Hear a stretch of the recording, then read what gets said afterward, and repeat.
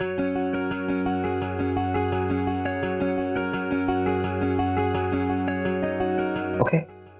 let's start this masterclass and let's not make you guys wait any further. As you may know, we have Professor Srikant Sastri who is joining us today and was agreed to conduct this masterclass for the Badruka School of Management. And I would like to thank Professor Sastri for joining us today as well. I'll very quickly introduce Professor Sastri for anyone who may not be familiar with his work. Professor Sastri is a leading strategist specializing in digital transformation, innovation, incubation, entrepreneurship, and intrapreneurship as well. He's passionate about democratizing access to innovation and entrepreneurial opportunities for people, young people specifically, across India. He's a seasoned board member and advisor to numerous fast growing companies and government bodies. And Professor Sastri has a proven track record of guiding organizations through the adoption of cutting edge technologies and the implementation of innovative product development, manufacturing, and go to market strategies as well. He's the co author of a very famous book, the Ventilator Project, which is a compelling account of rapid innovation and growth. Thank you so much, Professor Sastri, for joining us today. It is an honor for us to host you. And yeah, we're really excited, me including, to hear you and talk about the course that you have. Thank you, Ms. Smith, for that warm introduction. And I will share my slides. I do notice that quite a few of my students are also there on the call. So hello once again to all of you. Good to see you second time today. And let me share my screen on that note.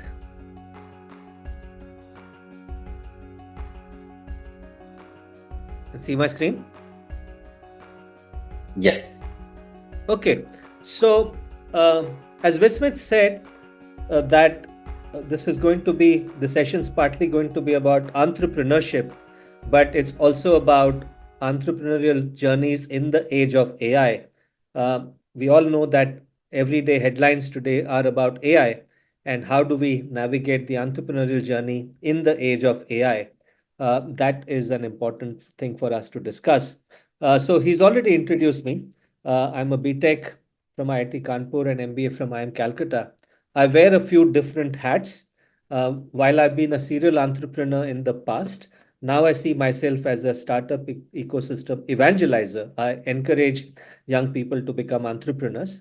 I chair a Government of India committee, and I teach at several places besides Badruka BSM also. I teach entrepreneurship and other courses, and I'm on the board of some companies. I'm an author of the book, The Ventilator Project. So I'd like to thank all of you for being in this session today, and hopefully we'll have a good conversation. For some of my students from the BSM class, you might see some familiar examples here, but the context may be different. So I'd like to welcome you in as many languages as possible, languages from across the country. So here's a question for all of you, and you can respond through the chat box. Many of these are familiar languages, but if I ask you the one on top, Jule, and one on extreme right, Kurumjari, which state or language do these belong to? Please respond through your chat box. It's just a general trivia question. Any guesses?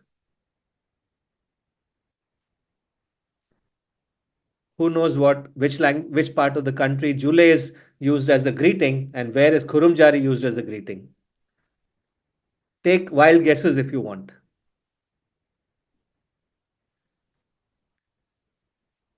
Anyone? So Saurabh Mishra says northeast. Saurabh, you're right, northeast, but which state? Rituja Upadhyay says Ladakh. Yes, Jule is Ladakh and Kurumjari is from Manipur. And one good way to guess that is that if you look at this broadly superimposed on the map of India, Jule is right on top, as you can see here, and Kurumjari is on the right, eastern side, and the southern languages are on the south. And that's one way to guess it. But Jule is Ladakh and Kurumjari is Manipur. So good guesses. So on that note, I first want to thank all of you for joining this webinar today. And I want to run a quick poll. And Vismit, is it easier for them to respond through chat or through Q&A? I'd like them to respond by saying A, B, or C. For the first 3 years after your MBA, what are you most likely to be doing? A is working for a large or mid-sized company. B is working for a startup. And C is an entrepreneur doing your own startup. Which one is easier, chat or Q&A? I'll just put it up in the poll itself. I'm just Okay. reading a poll. Okay. So, yeah, Ladakh, a lot of people guess. Ria, Nandini Shah, Rituja Upadhyay, Ashu guessed it, Tashu. Uh, Ashu and Tashu are talking about A, working for a large or mid-sized companies. I can see some responses coming in already.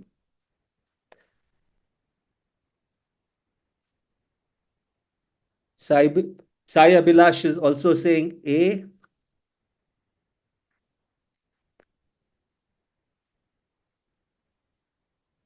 I can see three A's so far.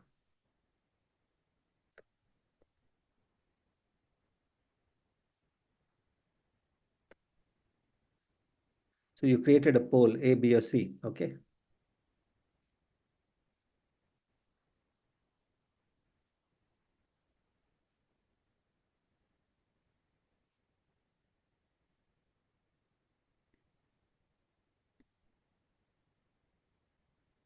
So we have some people saying B, Divya Priya and Ria are saying B.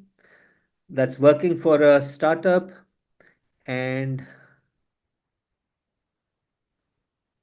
so we've got a mix of A's and B's so far.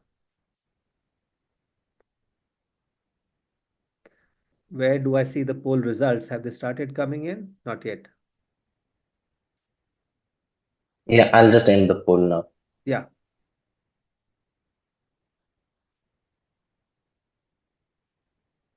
So 10 people have responded for A, 5 people for B, and 1 for C. So this is not surprising at all. And this is what I see with any young audience. While you may dream of being eventually being an entrepreneur, it makes so much sense to work initially for another company. It could be a large or mid-sized company or a startup so that you gain experience, save some money, build your network, and eventually you may choose to come and be an entrepreneur doing your own startup. And this is absolutely fine and sensible, not out of the ordinary at all.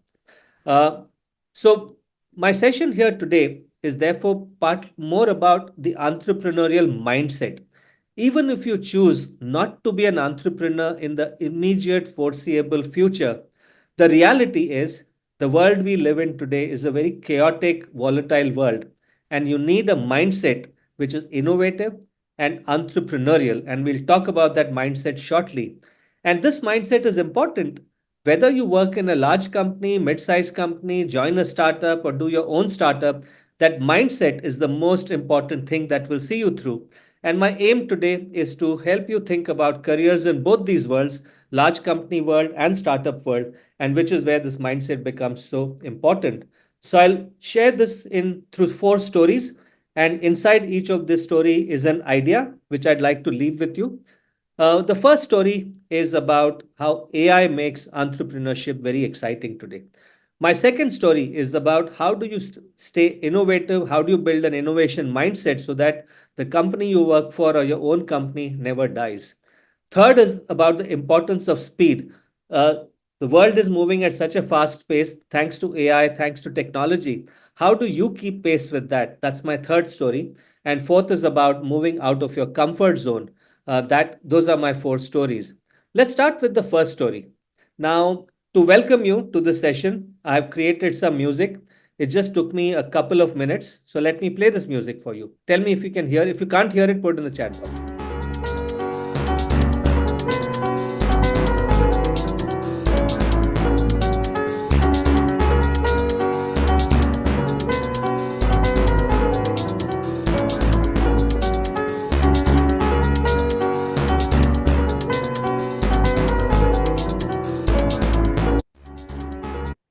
So here, this music was a pop genre, motivational emotion to motivate you and motivate me for this 1 session, 1 hour that we're talking to each other, and different kinds of instruments are used here.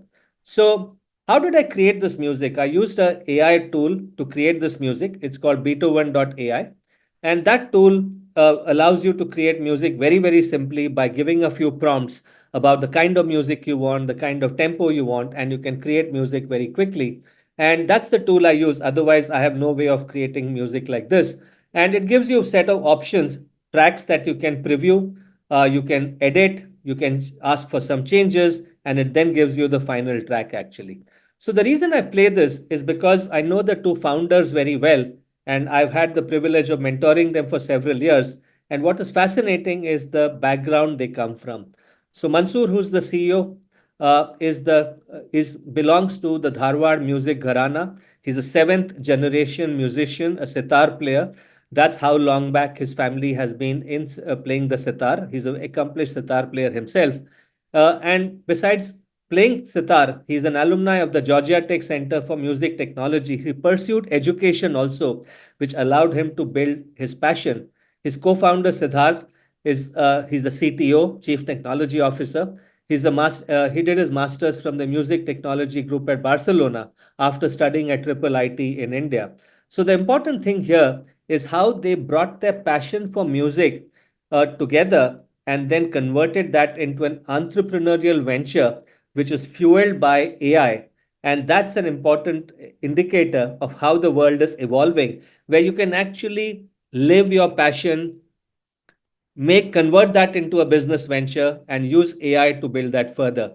So fundamentally, my this particular story of Siddharth and Mansoor, I want to share with you my first tip of the evening that get ready to ride the AI wave. It is going to be game changing. The world is going to change. And if you ride this wave, you will be having a very, very successful career. Let's look back in history a little bit. When internet as we know it today really took off in 1994, that is when the famous browser called Netscape Navigator came about. That point of time, Sundar Pichai was just 22, Satya Nadella was just 27. So they're broadly in the same age category that all of you are today. They were in their mid 20s or early 20s in Sundar Pichai's case.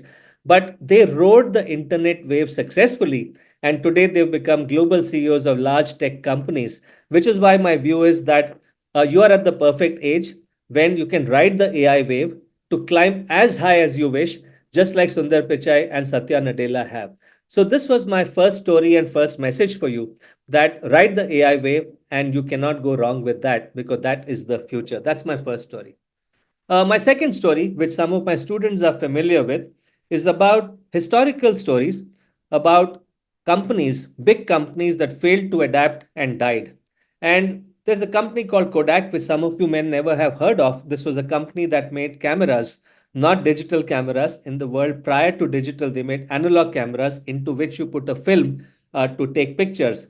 So till the mid 1990s, they were a star company globally. It was an American multinational, but they failed to recognize the advent of digital technology and they lost the market completely. And as you see on the left side, the company's share price started dropping after the mid 90s. The number of employees started coming down. And if you see on the right side, it shows you how the revenues kept dropping. Those are the red boxes that you see. And in 2012, they declared bankruptcy. Compared to them, their competitor, a Japanese company called Fujifilm, they survived because they diversified into other related businesses. So the real message from the Kodak story is that, look, you might get very complacent and not notice some of the trends happening in the world around you. In the case of Kodak, for example, things were great at one point of time. That is the upward graph. And suddenly one day when sales start dropping, you say that, look, it's dropping, but it can't be because of digital photography, because digital photography is so small and nascent. This was the situation in the mid 90s or the beginning of the century. And suddenly your sales start dropping because digital photography takes off. And by then it's too late and your company is dead. We have many, many such examples in history, in business history. Nokia and BlackBerry are two examples. They underestimated the threat of iPhone when the iPhone was first launched in the market. They ignored it, they were complacent, and today Nokia and BlackBerry are non existent really in the mobile phone market. So I have a question for the class, and once again, you could respond through the Q&A box.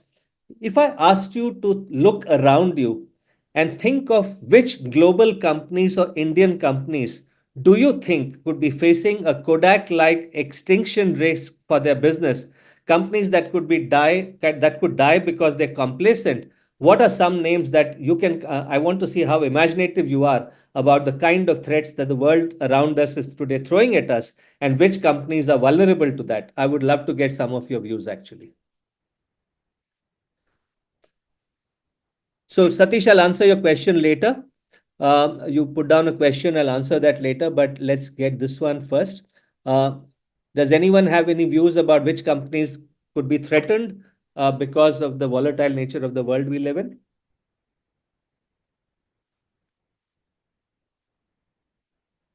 Any guesses?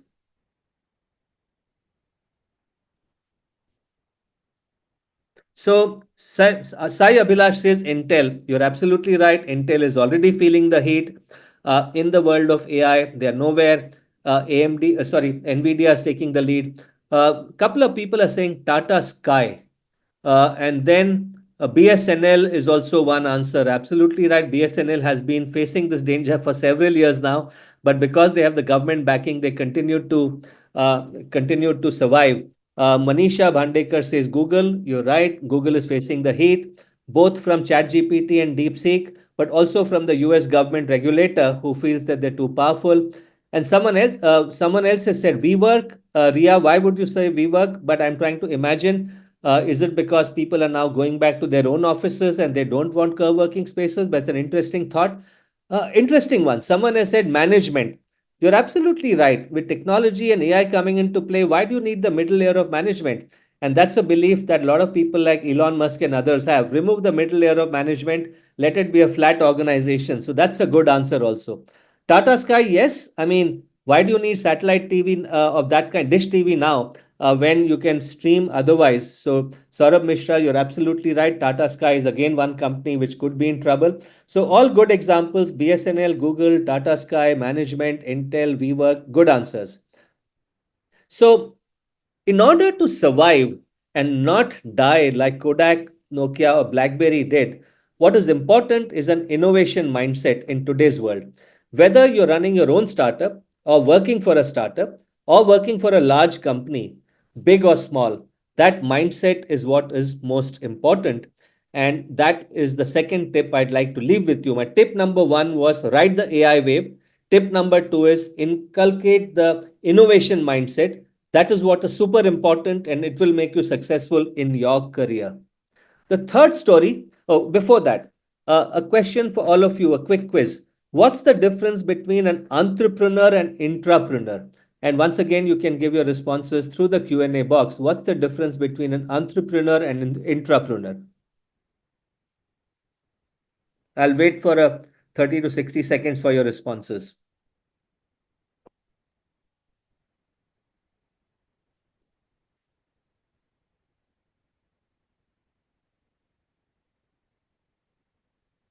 You're all familiar with the term entrepreneur, but what about the similar sounding word called intrapreneur? What does that mean? Okay, so someone whose name is not put down here saying intrapreneur is in residence at another company. Good guess, but that is not the answer. Satish Rohan Dayafule says entrepreneur starts his own business. Intrapreneur creates a new business unit in an already existing business. Good answer. Close to the real truth. Close to the perfect answer. Uh, Tanay says an entrepreneur is the person who manages all the. I have no idea what FOP means. Sorry, I can't talk your Gen Z lingo, so I don't understand. Nandani Shah says one starts his own company, other works in a company that someone else founded. Yeah, you work for that company, but you have the same innovative mindset. Tashu says entrepreneur wants to do things on their own while working in a company, while entrepreneur creates his or her own company. Manisha has a similar view. Ria says entrepreneur manages innovative projects within a company. All near the correct answer. So here's a hint. If you look at these four famous products, Gmail, Sony PlayStation, Post-it notes, Amazon Echo, or Amazon Prime, they were all created within within existing companies by employees who were given the freedom, and these were employees who had an innovative mindset, and they created these innovative products that we all like and use so much.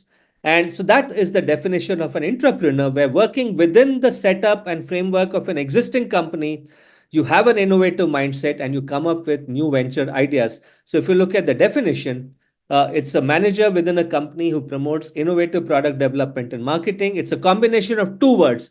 Intra is an English word which means within, entrepreneur. So intra and entrepreneur together becomes intrapreneur, and this word has been around since the 1970s.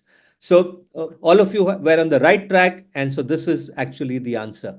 Another definition is an employee within a large company who takes direct responsibility for turning an idea into a profitable new product, new service, new business, etc., instead of leaving to start their own company.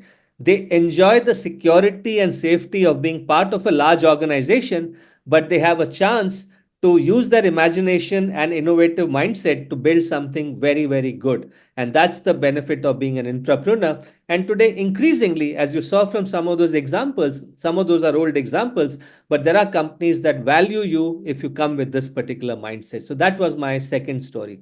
The third story my students are familiar with is something I did during COVID.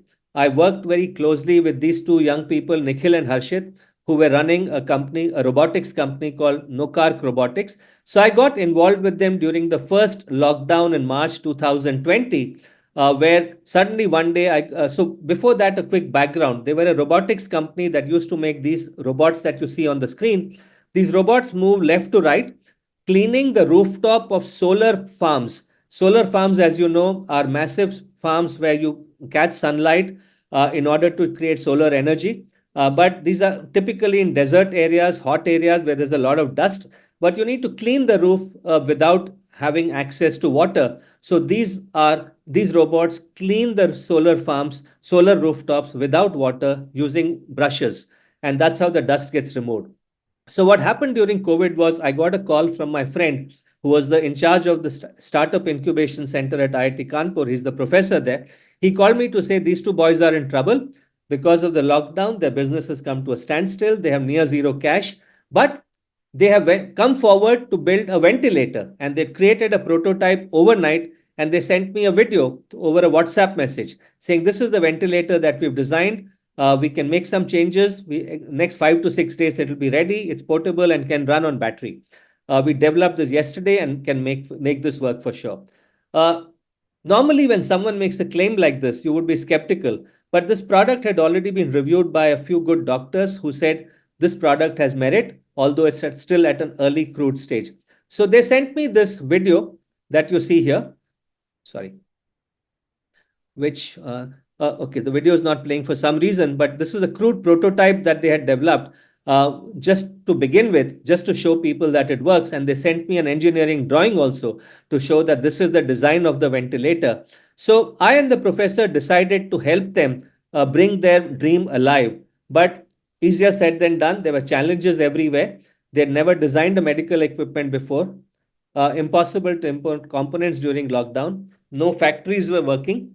Uh, Even if they design a product and manufacture it, who will approve and certify it? Doctors may not trust it. Where will they get money from? But fortunately, I and my friend, we put together a group of 20 people who came on a Zoom call on March 29th of 2020 to see whether we could help these people. And we called this group as India Overcomes COVID. We had a WhatsApp group, email, phone, and Zoom group to talk to each other every day. And these 20 people, we got together on a daily Zoom call at 12 noon for 2 hours. Youngest was 23 years old, fresh out of engineering college. The oldest was a 73-year-old Padma Shri winner.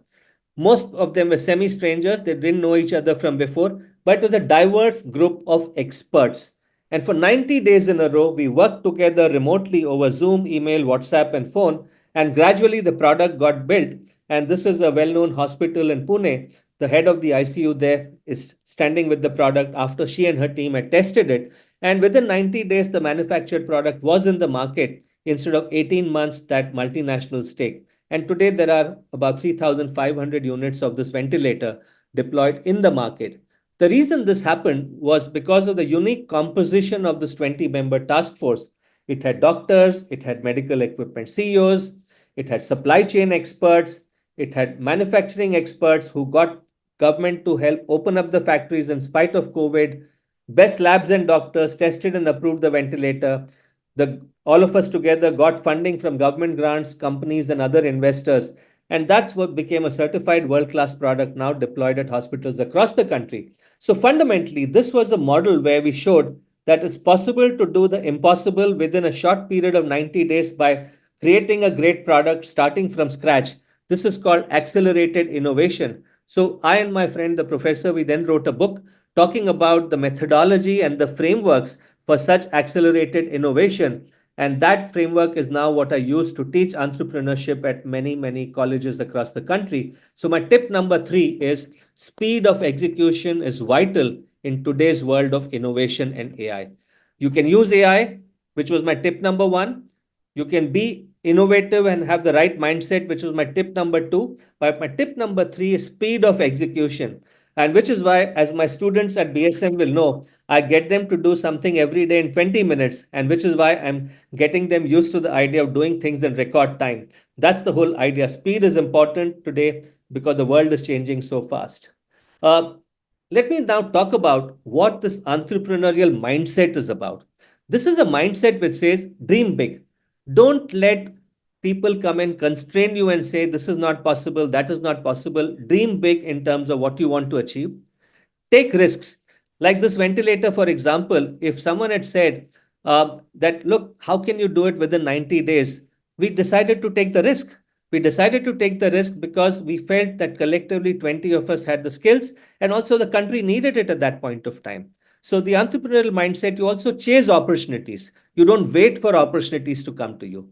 You execute. You don't just sit back with a strategy, you go ahead and execute it. You overcome failures because every day you will hit roadblocks, but you still have to find a way to overcome them and go ahead. And finally, you have to relentlessly learn and persevere. Persistence and determination is the most important thing.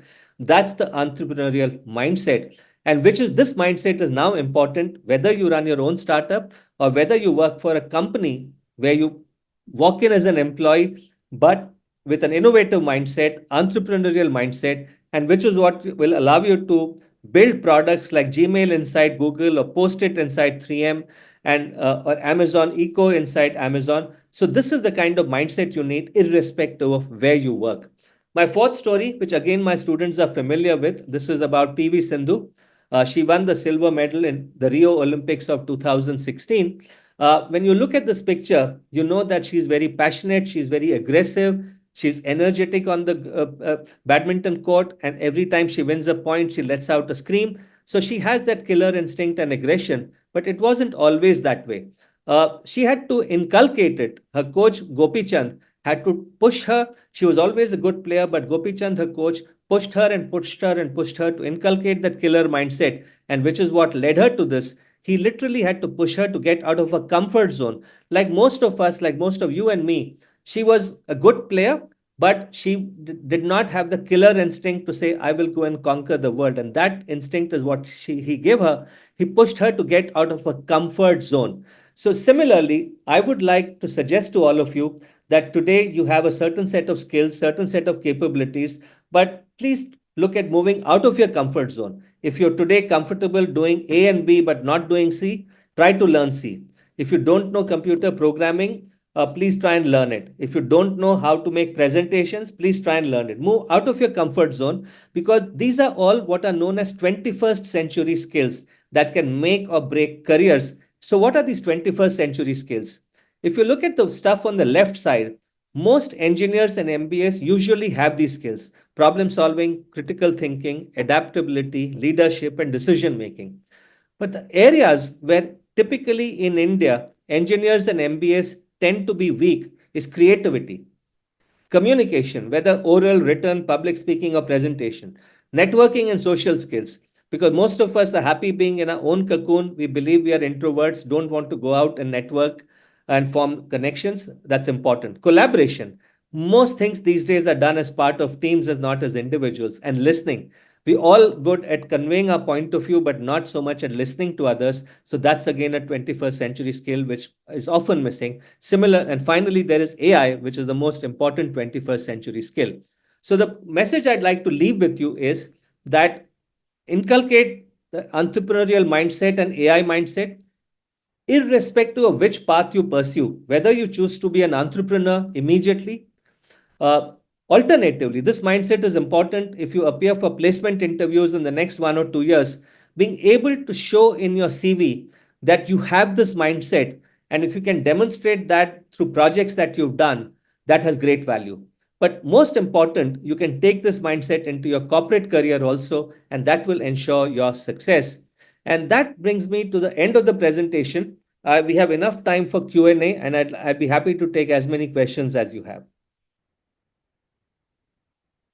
So maybe I'll go to the Q&A box, and then I know there's one question already there earlier. I'll take that up, but feel free to send other question. So Satish Rohan had a Daifule had a question earlier. In an era driven by rapid technological change and AI, how can a business leader evaluate whether their chosen approach to a challenge is the right one? What framework or mindsets help leaders stay confident in their decisions while remaining open to course correction? Satish, I'll give you two answers. If you're a business person doing your own business, typically you first start on a small scale designing what is called a MVP, minimum viable product. That allows you to test whether customers like the product or not, whether the market accepts your product, or whether you need to make changes. Once you see initial signs that people like the product, then you can build on it, invest more money on it, and then test it again. So, constant testing and feedback from the market is the one way to do it. If you're in a large company and you're a business leader, then how do you take some of the key decisions? And that is something I teach in my course called the uh, contemplative business leader at BSM. So I would welcome you to be part of the cohort next year and take this course. And there are 10 different topics that we take up in that course about the different kind of challenges that you encounter and how you figure out how to approach that challenge, how to evaluate the kind of pros and cons of taking different decisions. So there are different kinds of challenges that we learn how to deal with, whether it is the challenge of an unknown incident like unknown epidemic like COVID, or to deal with the challenge of cyber hacking, or to deal with the challenge of data privacy. We deal with all that, and so that's the way to deal with it. But if you're a startup, then you create basically a minimum viable product to do this actually. uh, Someone is asking, can you throw some light upon Operation Dronagiri, that is Tashu?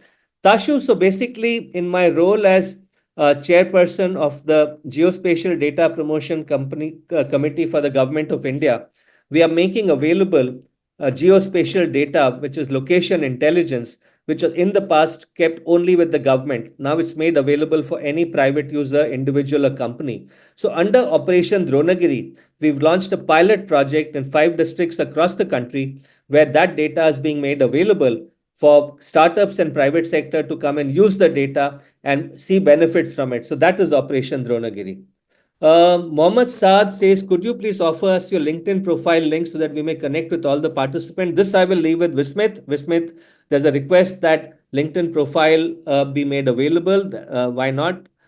Someone else is saying, are internship opportunities reducing today as AI does the intern's job significantly better at a much lower cost? Not all industries, but finance systems, content creation, etc. My honest answer is, I don't know because I haven't surveyed the internship landscape at all. In general, we all know and everyone talks about the fact that going down the line, years to come, AI will pose a threat to some kind of jobs. But whether it is already threatening internship opportunities, honestly, I don't know. Aishu says, is it possible, in your opinion, for tech companies to maintain user privacy while still ensuring safety? Can you share an example where a company got this balance right or wrong, and what impact did it have on their reputation or business outcomes? Aishu, we've discussed it in the class. Apple is a great example where they had requests from several governments to say, please share the data. Apple refused because for them, User safety is most important. So Apple is a good example of a tech company which has always put given priority to data privacy rather than even resisting pressure from the government. Uh, Question from an anonymous attendee: which skills should a student pursue as a BBA student, which will be helpful in future, and how? So, if you look at the list of 21st century skills that I showed you, those are the skills that will be important for success and survival, because those are the skills that will help you be innovative, will help you be entrepreneurial, will help you learn AI, and those I would put at top of the list. But do look at that slide that had the list of 21st century skills. I know Vismith and the organizers are going to put up a recording of this call somewhere, so you can go back and refer to that once again. Divya Priya, if you'd expand or evolve the TCBL decision making game, what additional scenarios or complexities would you add to further enhance the learning experience? Honest answer, Divya Priya, I was hoping that in tomorrow's class, as part of the feedback session, you could tell me. I haven't given it enough thought. I'm teaching this course for the first time, and I was as much looking for feedback from all of you. And therefore, I will look for ideas to you. I will, of course, go back and think about it. So at this point of time, I have not thought of additional scenarios or complexities, but I will. Ishwar question is, from your experience, what are some of the most impactful steps leaders can take to create a culture of accountability when it comes to workplace harassment? I think the most important step is to lead by example. At the end of the day, the leaders in a company or a business are the ones that people look up to see what signals are they sending.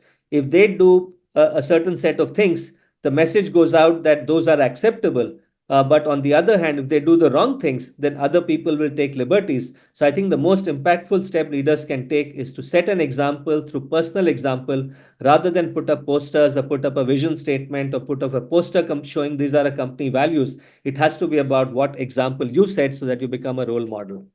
Tashu's question: from your experience, what are some of the most same question? Tashu's asked the same question as Ishwar, so I've already covered that. Someone else is saying agentic AI is replacing front end sales support executives. Also, HR recruitment is being done by agentic AI. Is this an opportunity or a problem? So, I'll answer this question based on a conversation I had with someone in the HR business recently. So, the fact that agentic AI is taking over part of the workload is actually a good thing, because that allows the HR managers or executives to be more value added, because agentic AI will do a certain set of things which are repeatable, which are mechanical, but to bring in a qualitative perspective to spot trends which are otherwise being missed out, that's where they can spend on time. Otherwise, they were spending a lot of time in the administrative aspects of recruitment, and that time will get freed up. So I think it's an opportunity, definitely. Sai Abhilash, what's your secret in maintaining balancing career and personal time? Sai, I'll give you one answer today because my wife is not here. If she was on this call, I would give a different answer. The real answer is that I don't make a distinction between my career and personal time. Everything that I do spans both. For example, when I come and teach a course here, you might call it career time, but for me, it's enjoyment because I enjoy what I do with you. And last evening, I was with a group of friends who had come from all over the country to play golf in Hyderabad. And we were discussing the same thing. And I said, look, the enjoyment you get out of playing golf, I get enjoyment out of doing the things I do, whether it's teaching a class or whether it's running Operation Dronagiri as part of my geospatial work. So there is no balance for me. It's a smooth switchover from one to the other. I don't see them as two different worlds. Is my data safe on LinkedIn? Someone wants to know. I have no idea. I can't give an answer to that question. A lot of my data is on LinkedIn, and I hope it is safe. And I hope your data is safe also. So I have no answer to that. I've never studied this topic. Will AI create more distance between the haves and have nots? When middle management gets knocked out, that is more zeros added to Mr. Musk's ink. The second part is true, but the first part, the gap may not happen, because if you look at the previous revolution that happened, which was the internet revolution, and have seen it happening in front of me. As you know, the internet revolution began in the mid 1990s. When I started my career in the 80s, internet did not exist. So internet started in the 90s. I saw it in front of me, and today you can't imagine a world without internet. Likewise, you're seeing the world of AI emerge in front of you. And I think AI will create opportunities for everyone. Just as internet has created opportunities like UPI, for example, which has democratized payment. Even a small shopkeeper, a person on the street, a street vendor is able to receive money, give money. That was unimaginable without internet, right? And they are feeling empowered. So I'm sure AI will create a lot of empowering opportunities. Yes, there are downsides of AI that none of us is familiar with, the ethical aspects and the other aspects. Those are yet to be grappled with. But yes, I think Mr. Musk will get rich whether AI succeeds or not. Mohammed Saad says, please accept a request on LinkedIn. Mohammed, I've shared my problem with the class that I've reached my limit in terms of accepting connections. So if I have to accept any more connections, I have to knock out some people who are already my connections. So therefore, you can follow me, but I can't give a commitment that I would accept your request because LinkedIn has put a limit. Divya Priya, what are the biggest mistake first time entrepreneurs make and how can they avoid them? Well, I'll talk about two or three things. One is that don't do it alone. Very often, when you become a solo entrepreneur, it becomes a very lonely journey. Secondly, because the world is moving so fast, it's impossible for one sole founder to be a superhuman. So, the first mistake to avoid is to be a solo entrepreneur. Have a team of co founders, at least two, if not three. That's the first one. Second is that uh, spot a real problem to solve and then come up with an idea or an invention. A mistake that a lot of entrepreneurs make is that suddenly one day you have a eureka moment, you think of an idea, or if you're an engineer, you come up with a software app and you believe that the world will fall in love with it. It doesn't happen that way. You first have to identify significant problems to solve, and then you kind of create a product to solve it. Take the example of Ola and Uber.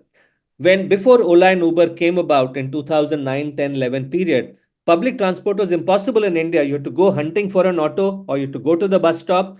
But now they come to your doorstep. So the problem they solved was people did not have easy access to modes of conveyance. So they identified a problem and they solved it. So identify a good problem to solve first and then come up with a solution. That's my second suggestion. And third is you need a small pool of money. And you need to figure out whether, and initially it has to be your own money, some family and friends. So have reasonable amount of money, a few lakhs before you start experimenting with a pilot project. Those would be my three words of suggestion, Divya. Uh, Anonymous attendee, how important is the role of creating, innovating something, but with responsibility? Totally important. I think all of us have a responsibility to the world we live in many different ways. We don't want to harm the environment. We don't want to increase the economic divide. We want to ensure that we contribute to society while making money, while creating a successful business. So I think the sense of responsibility is exceedingly important, and striking the right balance between making money and doing good for society is absolutely important. How can students handle the fear of failure when trying something new? The answer, Mike, I would give you is look, you have to fail several times. Famous example is Thomas Alva Edison. How many times he failed before he invented the electric bulb? All of us, every entrepreneur goes through failures and you learn from them. If someone says, I've never failed and became successful first time, either that person is an exceptional super genius or that person is lying. You have to encounter the fear of failure, take it head on. You have to fail a few times because you learn from it. And then after that, you conquer failure, that fear completely. So don't run away from that. Take it head on, fail a few times, and after that, you will lose that fear completely. That's my reply to you. Vasu, what kind of habits should one cultivate to consistently generate ideas and adopt an entrepreneurial approach to daily life? Simple. You need to be super curious about everything.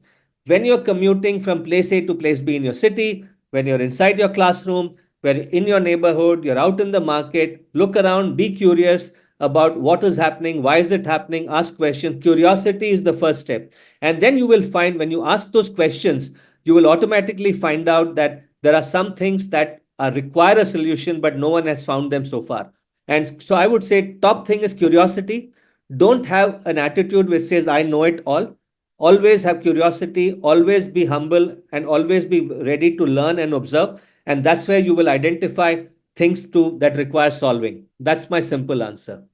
Yeah, L&T chairman will probably love AI. It works happily for 180 days, hours a week. Completely agree with you. Divya Priya, share any success stories of former students who applied what they learned in your class or their career. This one is an easy answer because in all the classes, I started teaching only in entrepreneurship courses only in 2021. And therefore, all and like I tell all my students that I expect none of you to become an entrepreneur immediately, because all of you have a need to go and take up a job right now, either because you have taken a loan, or because there is family pressure, or there is peer pressure, or you want to save up some money. So, on the average, people will come back and start a business 3 to 5 years later. So, therefore, most of my students who went through my entrepreneurship course took up a job, and some of them are gradually now coming back to become entrepreneurs.